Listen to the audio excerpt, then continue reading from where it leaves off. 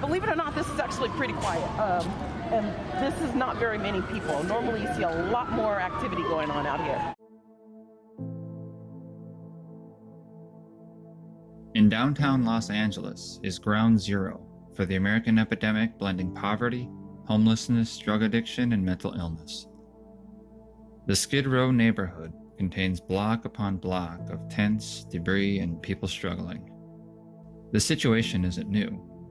In fact, as we found out, it's seemingly ordinary. Horrible truth is you get used to it.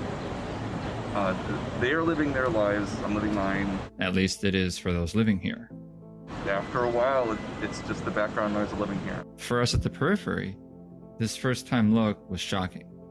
In this video, we show you what we saw, what we learned about the situation, and then here are takeaways about why things here remain as they do and where they go from here.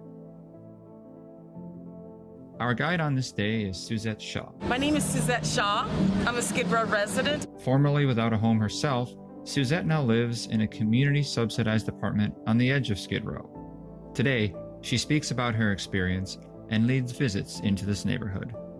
This is actually where Skid Row stops. Skid Row is actually an official neighborhood in downtown LA, at the heart of which are the scenes we're about to show you. But even here at its very edge, a homeless residence appeared. This is the historical five-star diner. That's right. Sidewalk diners on one side of the street, sidewalk dwellers on the other. You were one of the diners at that restaurant. What's your approach to that? Because I think people from out of town are going to be really surprised by that. I think they should stay surprised. But we'll get back to him later. For now, and after a couple of blocks from here, Suzette welcomes us into the thick of Skid Row. So we're going into the heart of Skid Row. All right, let's do it. Okay.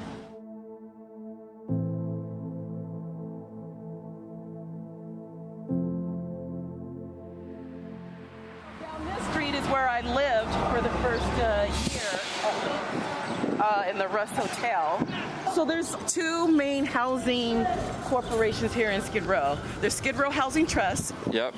I currently dwell in one of their buildings. Okay. And then SRO Corporation owns a lot of buildings also. So, and then there's missions down here.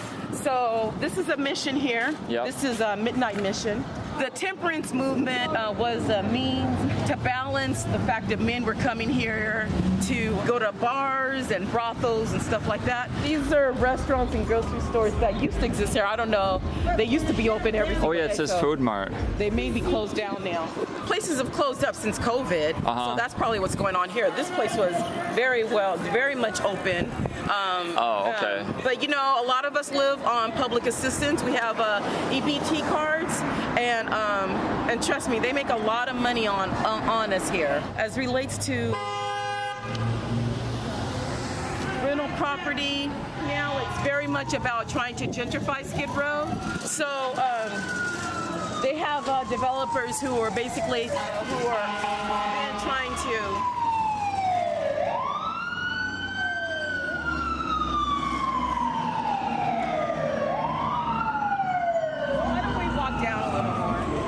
it's pretty quiet today. Believe it or not, this is actually pretty quiet.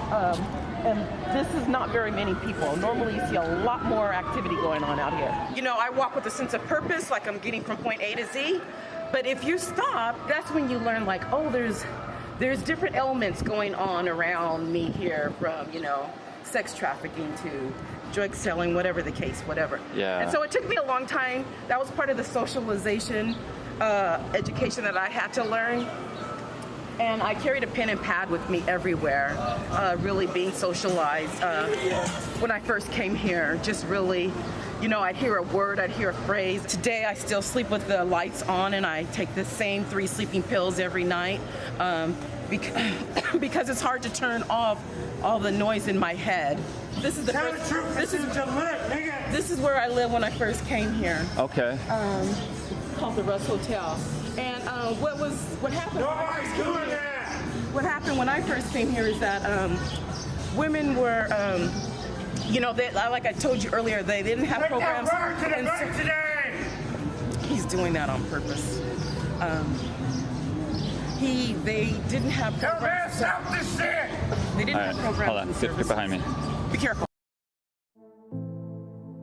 This area of LA has long been the location for those residing on the margins. Waves of crackdowns have occurred throughout the decades, with each one less severe than the previous due to growing pushback from homelessness advocates and ever more tolerant policy. But while left to live as they are, many don't find their way out, and provisions don't outpace demand. So the population on the street grows. Stuck in this bind, all residents around here can say is, What I feel more than anything else is helpless. I just don't have the resources to make changes. So here in Skid Row, we have two parks, and this is San Julian Park behind me here. One of the things that came out of the grassroots advocacy, including the No Place to Go project, is that you'll see that they now hire people to clean in the parks, clean the restrooms, so that green, big, that's like a $250,000 restroom. There's a few of them we have in Skid Row, maybe like 4 or 5 of them or something. It may sound odd to you, but this is actually so much better than it was a few years ago. Because there used to be just way more garbage, or? Way more garbage, rats everywhere, like just really bad. Well, I'm glad things are moving in the right direction. These are missionary people. So they don't live here. They're part of like some church organization, and they come through. This is how people get water here in Skid Row. Hey, And how these, are you? oh wow, and this woman brought her children to come here and do this. Kids should know. Kids should know. Oh, no, they wanted some. That's also one of the things of Skid Row is a food desert. It's a water desert. Careful of that rat. Oh, These are one of the toilets. Yeah. You want to take a picture inside of it? He'll let you. Oh, somebody in there? Okay, we'll swing back. Thanks. People really have no... What the fuck is that? oh, it's a bloated rat. Oh my God.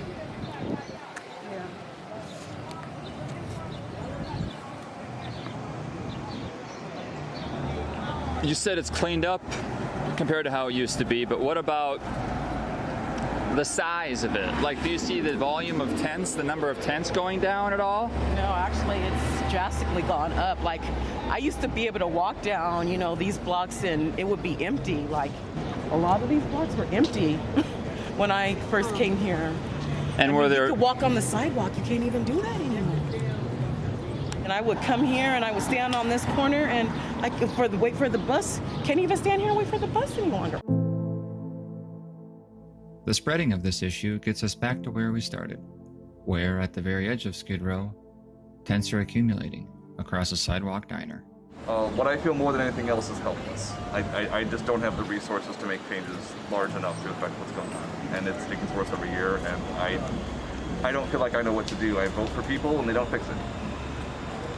The horrible truth is you get used to it. They are living their lives, I'm living mine. I'm not trying to make their life more difficult.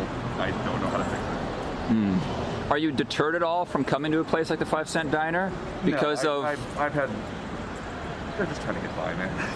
their what? They're just trying to get by. That's not, they're not going to bother us.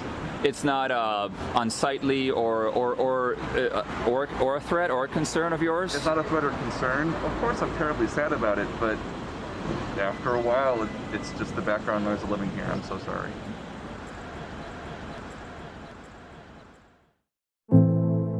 Yet there are many initiatives undertaken here to help. From volunteers bringing water to city and nonprofit efforts to provide sanitation and housing. There just exists today such a confluence of factors contributing to this problem. Rates of addiction, untreated mental illness, domestic abuse, rising housing costs, and just plain having a class of Americans losing hope. And then there is policy, relaxing the laws, calling for more provisions, while rising governmental inefficiencies and costs prohibit offering what is needed. Modern ideological conflict also stifles meaningful action. For example, while the modern rise in homelessness is blamed in part on the releasing of mentally ill patients to the streets in the 70s and 80s, a recent California Assemblyman's ballot measure to address the mentally ill was criticized for taking them off the street. Given all this, the impression one gets here is that the services offered accommodate rather than reduce the situation. And yet, even this appears unsustainable. Amid steeply rising numbers of Skid Row residents, calls for more public toilets had the city provide state-of-the-art self-cleaning bathrooms costing $250,000 each. And before long, they were being vandalized and robbed of their materials. The bathroom politics continue along Skid Row as vandals destroy and steal from the only public restrooms available for the homeless community. This was in 2013. There are 7 in the area, and some homeless advocates have asked the city for even more to help with the public health crisis. 3 years later, people complained about there being only 5. The city scrambles to offer more provisions as the number of homeless deaths rises each year. This is a societal conundrum of a nature most don't recognize. As people debate the causes and solutions of homelessness, they miss that the vehicles for providing any solution are broken. In modern America, the institutions in charge have grown incapable. Thus, there is no real solution currently in sight.